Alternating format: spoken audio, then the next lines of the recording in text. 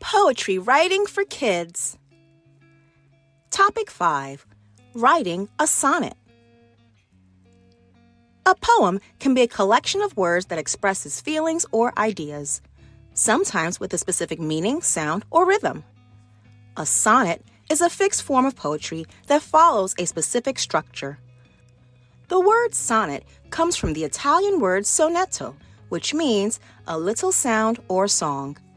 This form of poetry was made popular by a man named William Shakespeare, who used sonnets throughout his plays.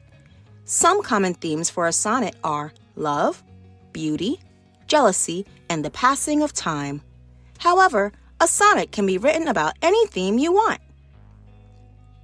Sonnets are made up of 14 lines. They kind of look like this. The structure of a sonnet has a pattern where the first 3 groups are made up of 4 lines, each with the second and fourth lines of each group having rhyming words. These lines are called quatrains. The last 2 lines rhyme as well and are called a couplet. These lines all rhyme with a combination of stressed and unstressed syllables at the end of each line. A syllable is a unit of sound that makes a whole word or part of a word. A stressed syllable has a longer, louder, and higher sound than the other syllables in the word. Here is an example.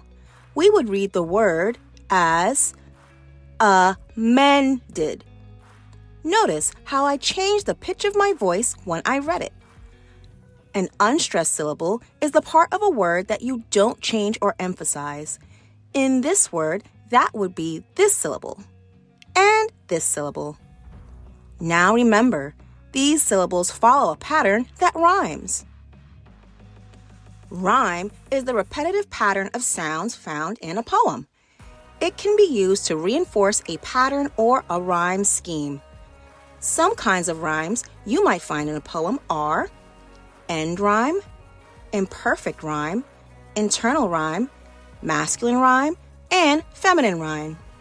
Watch my video, What Are the Elements of Poetry, to learn more about this element of poetry. Let's take a closer look at an example of a sonnet written by William Shakespeare.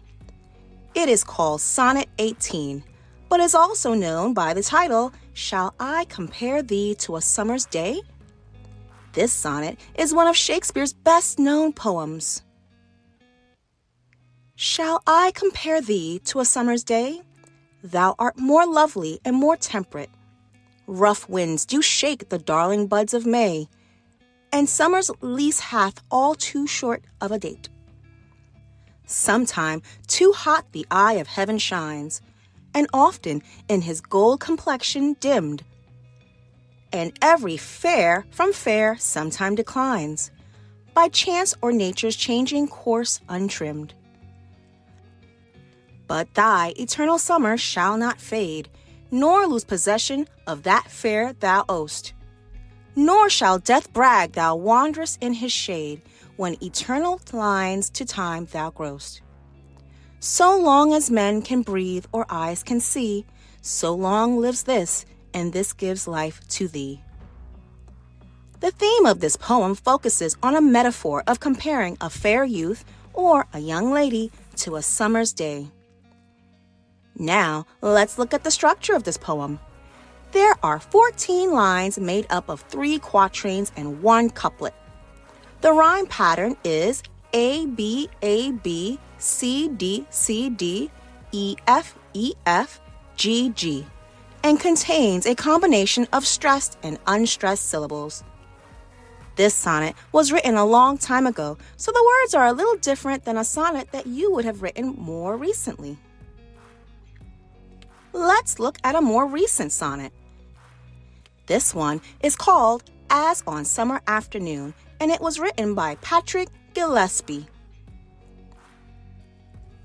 As on a summer afternoon in May, when a wind through an open window takes, the curtain swirled after it to play, or summers when a strong gust shakes and shakes. The airing sheets until in letting go, they freely billow, but there is never rest.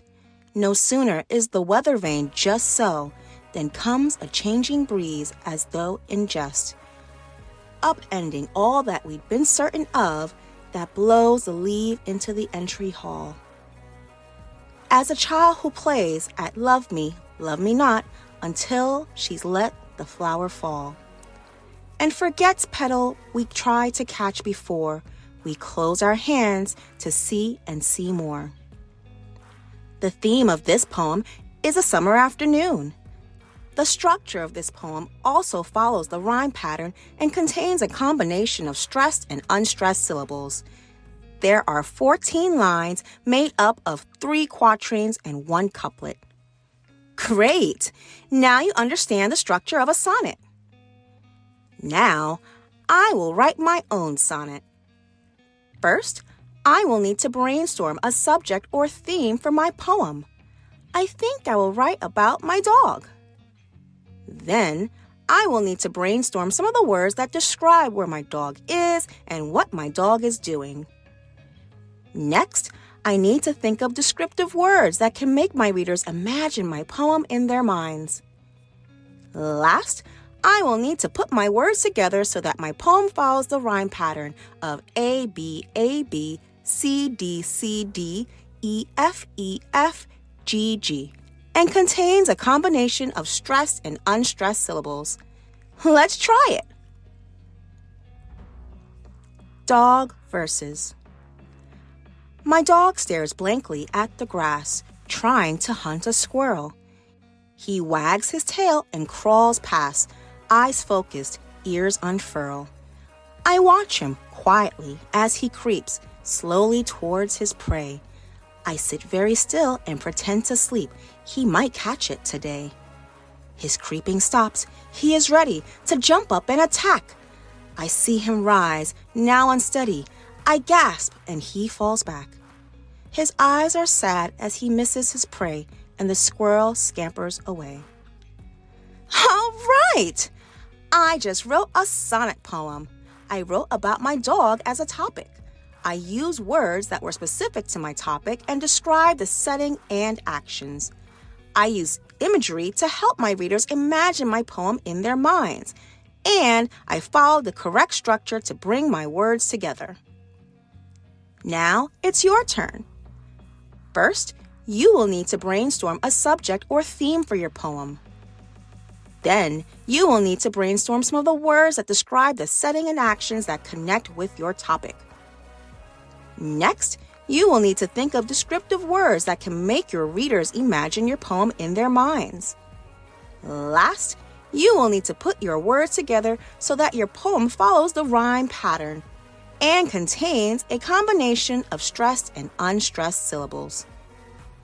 Would you like to learn how you could write any type of poem? Then be sure to check out the next video in this series called Writing an Acrostic Poem to learn how you can write your own acrostic poem from start to finish. If you like this video, then check out Miss Dorismond's Virtual Corner for even more. If you are a teacher, you can follow Miss Dorismond's Virtual Corner on Instagram, Pinterest, Facebook, and TPT. And don't forget to like, share, and subscribe for more videos like this one. Thanks for watching.